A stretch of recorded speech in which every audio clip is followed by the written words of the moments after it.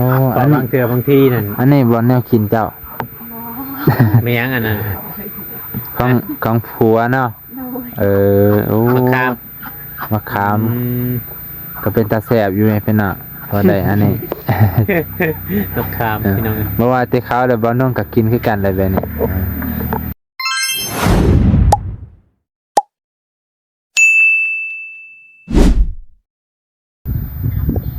สบายดีพ่อแม่พี่น้องลุงป่าเบิดสุขุสุขคนที่เคารพเช่นเก่าเช่นเคย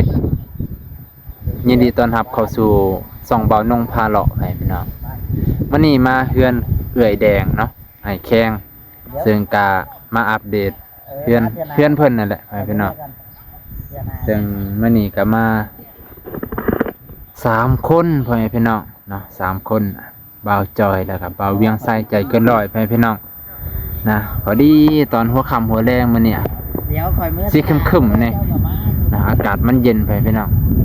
ไปก่อนอื่นกาฝากกดไลค์กดแชร์กดติดตามทุกกำลังใจทุกการติดตามทุกการคอมเมนต์ทุกการกดไลค์กดแชร์คือกำลังใจของบ่าวนงไปพี่น้องขอบใจขอบพระคุณหลายๆไปพี่น้องตัวบรรยากาศหัวค่ำหัวแรงพอให้พี่น้องเนาะมานี่ก็ถือว่ามากัน3คนไปพี่น้องหลังจากที่ออกมาจากเฮือนเอ่ยพรวิไลไปพี่น้องบ่าวน้องก็ได้มาพบกันอีกอยู่บ้านเฮือนเอ่ยแดงเนาะบรรยากาศตอนแรกกับแบบนี้แหละพี่น้องอากาศเย็นเนาะเมื่อวานนี้ก็ได้มาอยู่ไปพี่น้องเนาะมานี่ก็มาอีกเทื่อนึงโอ้มาเบิ่งวงกบเพื่อนเพิ่นมั้ยวงกบเพื่อนเพิ่นเรียบร้อยเลยสองวงกบเนาะไปพี่น้องนี่กันนี่ก็แล้วคือกันเมื่อวานนี่ก็เห็น FC ว่าFC ว่าอันเพื่อนเพิ่นนี่บ่แม่น4เมตร5เมตรไปพี่น้อง5คูณ6เพิ่นว่าเนาะ5คูณ6นะแต่ว่าอันบ่ฮู้ว่าเพิ่นเฮ็ดจังไดเนาะมันออกมาจังไดก็บ่ฮู้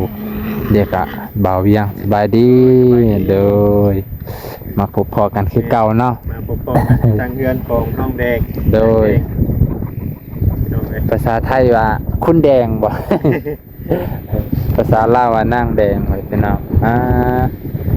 อากาศเย็นแล้วตอนนี้เย็นเนาะโดยคึมพอดีพี่น้องตอนนี้เวลาประมาณ3 โมงพอดีพี่น้องเวลา3 โมงนะพี่น้องก็บ่ได้ค่ำแต่ว่ามันคึมเมฆฝนน่าจะสิตกอีก 2-3 มื้อก็บ่แน่ใจคือกันแต่ว่าอากาศก็หนาวแฮงพี่น้องกลางเว้น3 โมงนี่ยังหนาวแล้วเนาะอันนี้ก็คือไม้ที่เพิ่นมีพร้อมแล้วพี่น้องก็ได้ยินว่าไม้บางเส้นก็เป็น4 เม็ดก็บ่ฮู้ว่า4 เม็ดเนาะจริงแล้วก็ได้ยินเอื่อยๆเพิ่นว่าไม้มันเป็น5 เม็ดพี่น้อง5 เม็ด6 เม็ดที่จริงนะเพิ่นสร้างเฮ็ดเฮือน5 เม็ด6 เม็ดนะแต่ว่าไม้ 4 เม็ด3 เม็ด4 เม็ดนี่แหละ4 เม็ดประมาณนี้บ่าวนงก็บ่แน่ใจคือกันพี่น้องว่านะเนาะเอ่ยแดงเพิ่นก็น่าจะอยู่เทิงพี่น้องพอดีไอ้แข้งเพิ่นน่าจะไปตัดไม้ตัดพื้นตัดไม้สวนเพิ่นก็ถือว่าคักอลิพี่น้อง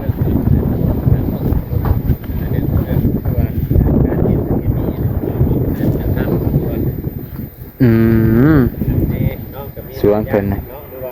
ปลูกเพิ่มโอ้พี่น้องคักอะไร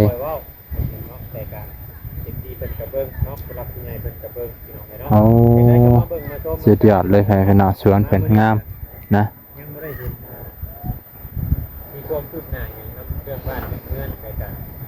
เนาะมานี่กามาเดี๋ยวไปถามข่าวว่ามานี่เพิ่นเฮ็ดจังไดเฮือนซ่านบ้านซองนะอยู่เฮือนบ่เนาะข ออนุญาตขึ้นเฮือนเด้อ หาขึ้นเฮือนเพิ่นแล้วไปนั่งมานี่อายบ่อยู่บ่าวน้องขออนุญาตขึ้นเฮือนก่อนสบายดีจังไดสังเกตอยู่บ่ สังเกตเนาะ สังเกตแปลว่าหนาวไปนับจังได้มื้อนี้ได้เฮ็ดเฮือนเฮ็ดซ่านบ่มื้อนี้หรือหยุดโอ้เป็นจังได๋คือได้หยุดเอามื้ออื่นเนาะสร้างนั้นมีไผเนี่ยมีผู้ใดผัวเจ้ากับไผปูโอ้ปูเนาะ3 คนโอ้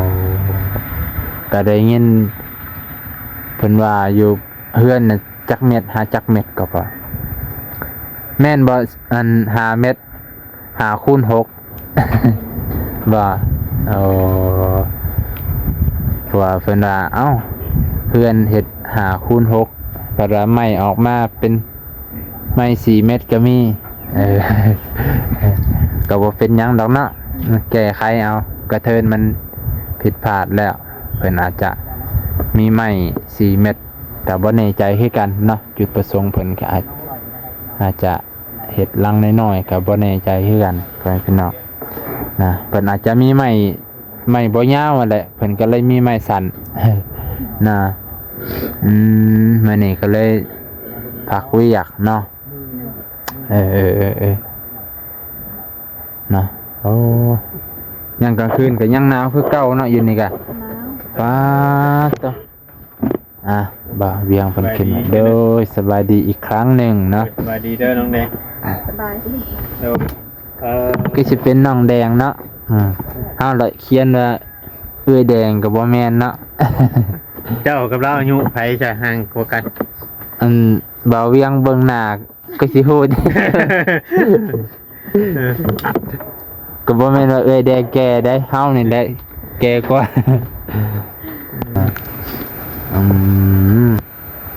ว่าเฮาขึ้นมา 3-4 คนนี่สิบ่หึมบ่ เคยคนเคยขึ้นมาหลายอยู่บ่น แต่คนสูงสุด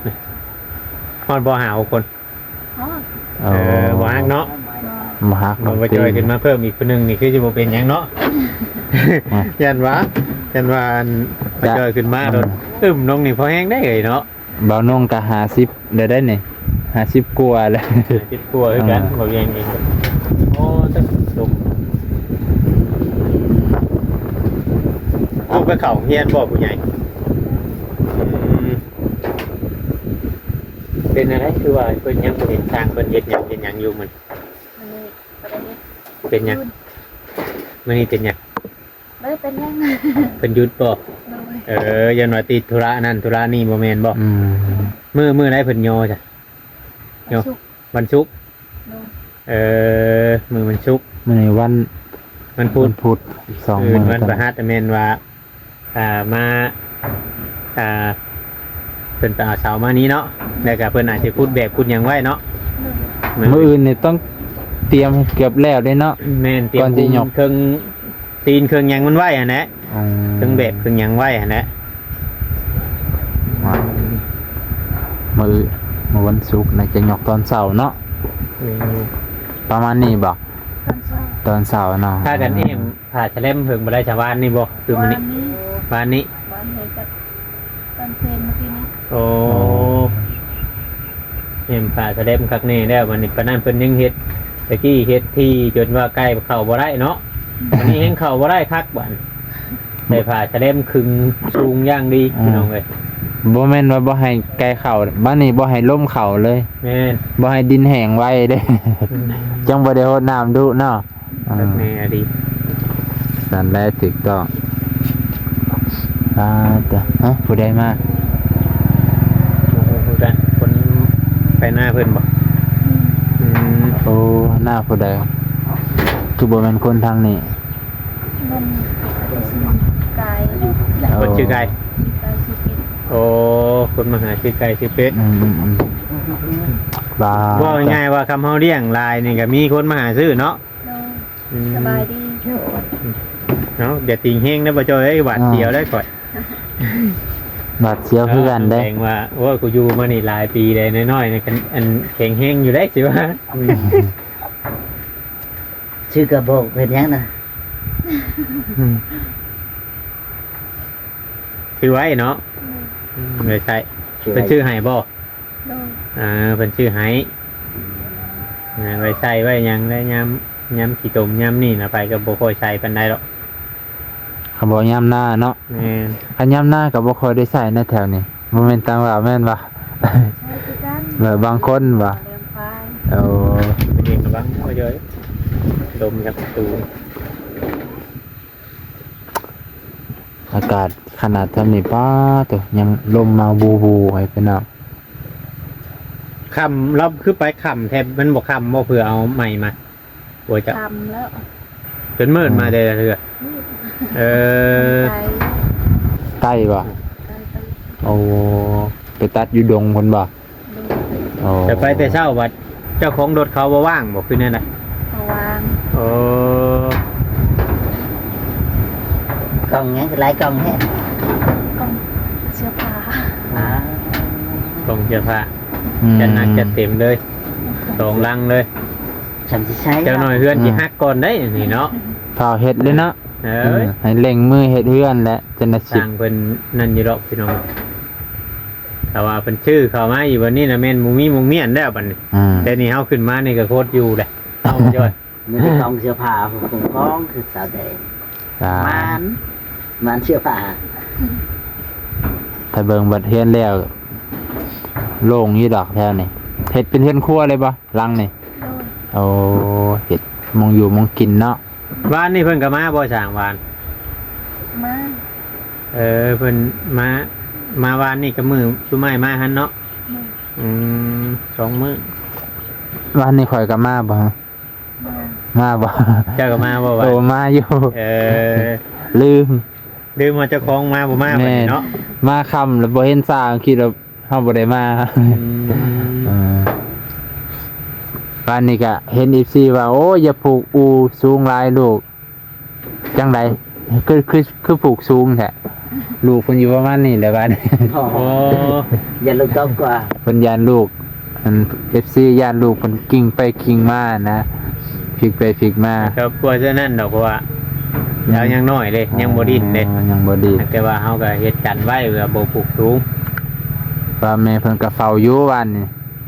เพิ่ บ้านนี่มันลมแห้งแม่นบ่ แม่ เนาะลมแห้งได้เมื่อวานแห้งกว่านี้อีก คันลมแห้งๆหลังนี่โยงแยกบ่ หนึ่ง โอ้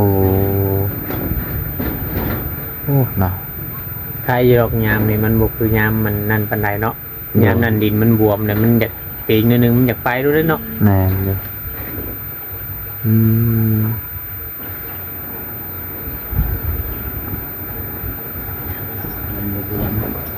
จักสิถามยัง เพราะว่าทางเงินทางเพิ่นก็บ่ได้มาเฮ็ดเวียกนี่มื้อนี้เนาะ เอ้ย ได้ เด้ ยังให้สร้างกินเมื่อวานนี่เฮ็ดยังเมื่อวาน ไปเบิ่งซื่อๆ ฮะ ไปเห็ดนั่งจ้า จะ โอ้ ไป เอาวานนี่มาเบิ่งซื่อ โดย บ่ได้เฮ็ดหยัง เออ เอามันเป็นหยังบ่มีแนวเฮ็ดบ่ นี่นะเห็ดสั่งโตกันมาเห็ดมีเห็นเราอยากเห็ดแล้ว ยาแล้ว สร้างใหม่ สร้างใหม่ เปลี่ยนทางเอาเป็นหยังคือยา ยาเราอยากเห็ด คือเปลี่ยน บ่ฮู้คือกัน โอ้ อันนี้หาสร้างไม้บ่มาเฮ็ดบัด โดย ปู่เจ้าได้ซะ กับปูแล้ว เฮ็ดกับปู่เจ้าคือเก่า โดย ผู้ซอยปูน่ะบ่มาเฮ็ดแล้ว เอาผู้ใหม่ โดย อืม โอ้เอาสร้างไม้เนาะสร้างที่ว่ามามือทมิดน่ะยาแล้ว ยาแล้ว ยาจะคนน่ะ ผู้เดียวเลย ยาผู้เดียว คนบ้านเฮานี่บ่ เพิ่นมีเวียกไปบ่ เห็ดเพื่อนอันนั้นพี่น้องว่า โอ้ ขาเรียก หาเวียกเนาะ แต่เพิ่นเลยให้หาสร้างไม้ โดย ไปสร้างไม้น่ะมันมาเบิ่งงานแล้ว เบิ่งเลย เบิ่งหาเพิ่นว่ามื้ออื่นสิมา ว่า โอ้นับช่วงโตว่าซั่นซะเนาะ เอาแล้วคิดย่านว่า อันมีปัญหากันเนาะ แม่นๆ ย่านและเปลี่ยนสร้างคิดว่าโอ้ยเห็นปัญหาหลายแล้วบ่อยากเฮ็ดดอกย่านคิดจังซี่ได้เฮาก็ โ เฮาก็คิดไปเองเลยเนาะก็เลยถามคักแน่นะ เอาไงว่าเฮาก็บ่ได้เบิ่งคลิปบ่ลาวเนาะ แม่น เพิ่นเมื่อวานนี้เพิ่นมาคุยกับบ่ลาวแล้วเนาะ เออ เฮาก็บ่ได้เบิ่งคลิปพี่น้อง FC เนาะต้องเทื่อว่าเอ้าคือว่าเขาถ่ายคลิปไปอยู่เนาะ อ๋อ เอาเปลี่ยนทางเปลี่ยนหยัง YouTube ก็บ่ได้ โอ้ แม่นว่า มันบางเทื่อบางทีก็ถ่ายไปชื่อได้เจ้าของ แม่ มันได้เวียกเฮ็ดบ่ได้มีเวลาเบิ่งเนาะ แม่นอืม ใครก็ว่าเฮ็ดกับมันพอปูคือเก่าพากันแนะนำ วันศุกร์นี่สิยกว่าซั่นเถาะคันบ่าวนงมาท่านก็สิมายกซอยเด้อ มันไก่เนาะ แม่น โอ้ย เพราะ ชมก่อยนี่เฮงมาบ่ทันอยู่เด้อมันไก่ ถือว่า รับ ซอยๆ เพื่อ กัน มาฮอดพี่มันก็11:00 น 10:00 น 11:00 น เดี๋ยวมา เพราะว่าเคสแถวนี่บ่าวนงก็ได้มายกซอยเบิด เพื่อน บ่ได้ยกเตือนไอ้กึ่ง เพื่อนในนวลยกบ่มื้อน่ะ เพื่อนไอ้นวลนี่ก็ยก เออ แบบว่าตั้งแต่อันเลยนะเพื่อนไอ้นวลเนี่ยว่าต่อช่วงหนึงก็ไปยกเพื่อนอ้ายฮะมีแต่ยกกับยกนะช่วงนี้ซอยคล้ายๆว่าซอยเขาก่อนนะ บ้านเจ้าเข้าไปอยู่บ่เพื่อนในนวลใกล้สิแล้วได้บ่ ว่านี่แอมขางหนึงแอมขางตะวันตก โดย มันนี่น่าจะแอมเบิดก็ถือว่าไวอยู่เด้ไวอยู่ เกิดการเปลี่ยนแปลงพี่น้องไอ้อยู่บ้านน้องแดงเพราะว่าเปลี่ยนสร้างเนาะ เป็นแปลงช่างได้บ่ เป็นเปลี่ยนแปลงแนวอื่นจังหน่อยที่เข้าใจผิดอีกเนาะ สร้างที่จริงเนี่ยคือพ่อปู่เนี่ยเป็นสร้างใหญ่อยู่แล้วเนาะแม่นบ่ เราก็ไปมาช่วยเขาคือกันแต่ว่าอยากเฮ็ดน้ำนะ พ่อ ที่ ปู่ ว่าผู้สร้างนะมีผู้หนึงนะเนาะ โอ้ ที่คอยเบิ่งมื้อนั้นน่ะผู้ที่เราใช้จักรสตอกสติงบ้านน่ะเนาะบ่จอย คนนั้นบ่ โดย โอ้ ผู้ที่คุยราคาก็บ่แล้วผู้ที่ขอเพิ่มเงินหั่นน่ะบ่ โอ้ นี่คือผู้นั้นแน่เป็นสร้างใหญ่แน่นเพิ่นตรงกับเราก็สิคล่องแคล่วอยู่หั่นแต่ว่าที่มีเวียกคือว่าทางน้องนุ่งเพิ่นอยากให้เฮ็ดปุนโกนคือนี่อะไรเนาะ โดยเนาะเหตุผลของ แล้วว่า เพิ่น มื้อนั้นก็เราว่าเราเร่งมือว่าจะพาไปเฮ็ดเวียกยืนว่าเนาะ อ๋อ แล้วว่านํเฮามันแต่ว่ามันอาจสิเวียกอื่นอาจจะเร่งกว่านี้ เนาะตัวโอ้ เพ อัน ราะ นี้ บางเทื่อบางทีนั่น อันนี้บ่แนวกินเจ้า บ่ ไม่ยั้งอันนั้น ของผัวเนาะ โดย โอ้ มะขาม มะขาม อืม ก็เป็นตาแสบอยู่ไงเป็นน่ะพอได้อันนี้ มะขามพี่น้อง เมื่อวานที่เขาเดี๋ยวบ้านน้องก็กินคือกันเลยแบบนี้สู้กันไป เพราะว่าอันบางเทื่อบางทีนี่สร้างเฮ็ดกับทีมงาน YouTube นี่ถ้าเพิ่นบ่เข้าใจอะดีนี่มันสิเฮ็ดบ่ได้เพราะว่าบางเทื่อนี่เงินนี่สิเข้ามาแบบแต่เล็กแต่น้อยเลยบ่เนาะ โดยเข้าใจอยู่ แล้วก็เฮ็ดแล้วก็ต้องท่าเนาะบ่เจ้าเนาะ แม่น ถ้าผู้ใดสร้างใจฮ้อนนี่สิอยากแล้วบาดเดียวเลยนี่บ่แล้วเด้ โดย บางเทื่อเฮ็ดแล้วนี่ต้องได้หยุดแล้วก็ถ่ายคลิปไปเรื่อยๆเพราะว่าผู้ใหญ่เพิ่นก็เฮ็ดเวียกเฮ็ดงานคือกันบางเทื่อผู้เพิ่นช่วยเนาะ โดยถือ บ่มี ว่า เงินเป็นก้อนใหญ่บัดเดียว แม่น โดยเฮ้ยแดงก็สิเข้าใจอยู่ติเนาะเพื่อสิได้เฮือนหลังงามก็ทาโดนแน่เนาะ แม่น อาจจะเดือน2 เดือนไปเลย มึงแต่บ่พออันนี้ก็ถ่ายอีกสักพักหนึงก็สิอันนี้ดอกเพิ่นมาถ่ายดู จังกะสีแน่แล้วก็ โดย นั่นนี่แน่เนาะ แต่ว่า ตอบค่าสร้างแน่เนาะ แต่ว่าของเพิ่นน่ะรู้สึกว่าครบ ครบไปแล้วไหม ครบไปแล้วเด้อ เนาะจังกะสี แม่น นี้เอามา 2 ไปแล้ว แอมแป้นก็หลายแล้ว นาทีค่าสร้างคำว่าสิยังบ่ครบเลยบ่เพิ่นเว้าอยู่บ่เพิ่นแจ้งนะบ่บ่ฮู้นะเนาะ อ๋อ บ่ฮู้หรอกเราน่ะต้องถามบ่ลาวเนาะ ค่าสร้าง เราว่ายัง ค่าสร้างบ่แล้วบ่ให้ขึ้นเทือนเอาอีกแล้วบัดนี้ บ่ผู้เพิ่นเฮ็ดนั่นก็คือเว้าอันเนี้ยเฮ็ดแล้วเพิ่นก็อยากได้เงินใครก็คือกัน แม่นแล้ว แต่ก็ทางผู้รับผู้ใหญ่เพิ่นได้มอบหมายให้แล้วเพิ่นก็ต้องหามาให้มันแล้วหั่นแหละพี่น้องทุกหลังบ่มีหลังใดเราเฮ็ดแล้วบ่ได้เงินน่ะหลังใดก็เฮ็ดแล้วก็ได้เงินคือเก่า มันอาจสิช้าแน่นอนนึง นะ ก็ ใครที่ดอกมันเป็นเฮือนไม้เฮ็ดบ่โดน เนาะ แต่เฮือนปูนนี่เฮ็ดหล่นนะ3 เดือน 4 เดือนพุ่นนะเป็นหลังหนึงเพื่อสิจบเนาะ ต้องเก็บรายละเอียดหลายเนาะ แม่นหลายอย่าง คันเฮ็ดบ่งามหมู่ก็สิมาติสร้างอีกแล้ว โอ้ย แต่เฮือนใหม่นี่ส่วนหลายมันก็บ่ได้ละเอียดหลายปานนั้นมีแต่เฮ็ดตามแบบที่เพิ่นวางไว้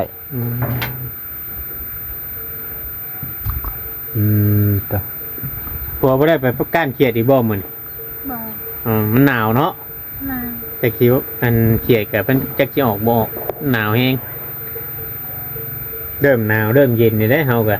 แม่ เพราะว่าเมื่อนี่ก็ สั่น จัน บ่ ได้ร้อยแล้วน้องเอ้ย ขนาดเดียวเท่าเรือนก็ยังสั่นเลย เมื่อเทื่อน่ะมือ เย็น ชาเพิ่น นี่เนาะ แม่น เพราะนั้นตอนคืนจุมเรานอนรับโอ้ยข่อยนอนบ่รับได้ก่อน จะว่าละมุนเขากล่องเลยแม่นอ แต่ยังดีอยู่มันมีเครื่องลายเลยมันบังชาวบ้านบังลมได้ตอนนั้นในโล่งเวิร์ดเฮงนั่นแหละเนาะข่อยคิดว่าทั้งมาเล่าชื่อผากระจาดเขามาเมื่อนี้ข่อยตอนแรกข่อยคิดว่าเพิ่นเตรียมมาอ้อมตัวนี้ถ้าตามเพื่อนแล้วว่าวะ เอา ฉะนั้นเป็นชื่อไปให้เพื่อนเขาอ้ายเจ้าเนาะ เอื้อยกันอ้ายเนาะ เอื้อยทั้งอ้าย ทั้งเอื้อยทั้งอ้าย อยู่ร่วมกัน ชื่อไปทั้งนั้นก็ดีใจนำเพิ่นอยู่พอลมบุพัดปันใดทั้งนั้นก็ได้มันได้คนเฮงให้อยู่ในกินกับสำใดสำหนึงกับบุกุ้มกัน จะคนกินข้าว แม่นลูก แป เพิ่น ดคนว่ะ 8 คนเท่านั้นมื้อน่ะเนาะ ปาดตอ 8 คนผู้ชายเบิดเด้ยยังเหลือแต่เจ้าพ่อไม่ได้หันเป็นผู้หญิงเออว่ะ คนแสดงมาเลี้ยงนำว่ะ ยอมบ่ แต่แล้วนี่ก็ยังให้ย่าเลี้ยงแต่ผู้หนึงเนี่ยเนาะ อย่าว่าจะเอามาเพิ่มเลยคนหนึง อืม ยังคุ้ม2 คน 2 คนนี่เรานี่ยังให้ย่าแบ่งให้ปู่ให้ย่าเบิ่งนำแหละ มันย่างมองเข่านี่เนาะ แม่น 8คนนี่ปาดตอ ย่างน้ำเข้าเลยเราอันหนึ่งกับบ่ได้น้อยแล้วเราหนึ่งกับคนหนึ่งอะเนาะเปิดแต่ละมือเปิดได้แล้วหนึ่ง ปาดตอ ไปคนกินข้าว4 สอบหนึงก็ฮอดอาทิตย์ แม่ แม่นนั่นแหละแม่น สอบหนึงบ่ทันอาทิตย์มื้อ นี่ นึง เดี๋ยวว่าชุมเพิ่นมันยังก็บ่เลือกเนี่ยกินกินหยังก็ได้ ขอให้มี เห็ เงิ น น เขา จับ จ้ำกอกจ้ำเกลือเนาะเห็นเขาเจ้ากิน แม่ เฮานี่โว้ยมันต่างกันคือว่าเนี่ยพี่น้อง จำเป็นแล้ว มันจำเป็นนะ อ๋อใครแต่ว่าพรวิไลเพิ่นก็ถือว่าแข็งแกร่งเลี้ยง ยาม ลูก นี่ เก่ ยัง งใครอยู่มันอันยังอยากหากินง่ายในนึงเนาะง่ายยังความยังหาคุดกบคุดเขียอะไรอยู่เนาะ โดย แต่มันแดงไปแล้วนั่นก็จักยากแล้วพี่น้อง ตกเดือน3เดือน4เนี่ยโอ้ มีอาศัยแต่ไข่หมูแดงเท่านั้นเนาะ อืม ไข่หมูแดงกับคนหารายกับบ่ได้อีกคอยมีทางนี้ เรา บัด แดงเราไปไข่แดงเราดู อืม เหมือนว่า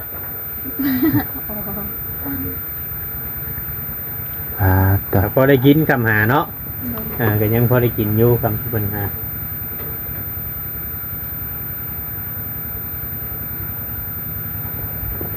เนาะ งานไหนประโยชน์ มีจังใดเฮา จะคุยกับเพิ่นเด้อ ก็สิได้อำลาพระจากก่อน สวัสดีเด้อน้องแดงเด้อ เราไปจัดแล้ว น้องบอก สวัสดี ยันไอแดงเมื่อยให้ไอแดงพักผ่อนก่อน พักผ่อนแต่เพิ่นเอาลูกเพิ่นพี่น้องเลยเนาะ ลูกคนมาลูก เดี๋ยว หนาวพี่น้องประชาชนที่นั่นยอดเดินทาง อุ้ยจังไดก็เมื่อกันได้เด้อจักจักน้องอะไรบ่ฮู้เอิ้นไปก่อนแหละยกยกให้เพิ่นเป็นเอื้อยก่อน เสานี่คือว่าเพิ่น ป้าตะ เนาะแต่เสาเพิ่นมีเกินมียังคนผู้นี้ แม่นอยู่ ยังเอานี่เพิ่นเอาคน บรรยากาศตอนค่ำหัวแรงเพื่อนพี่น้องก็สิได้อำลาพาจากเพียงเท่านี้ก่อนเนาะมื้อนี้ก็ได้มาเยี่ยมยามทำข่าว บอกกันได้ต้องทำพี่น้อง โดย เราอยากได้หลายคลิป มื้อนี้ก็สิอำลาพาจากก่อนจะได้ก็ขอบใจขอบพระคุณแฟนพี่น้องเบิดสุขุสุคนขออยู่ดีมีแห้งเจ็บจะได้ขายามีเด้อแฟนพี่น้อง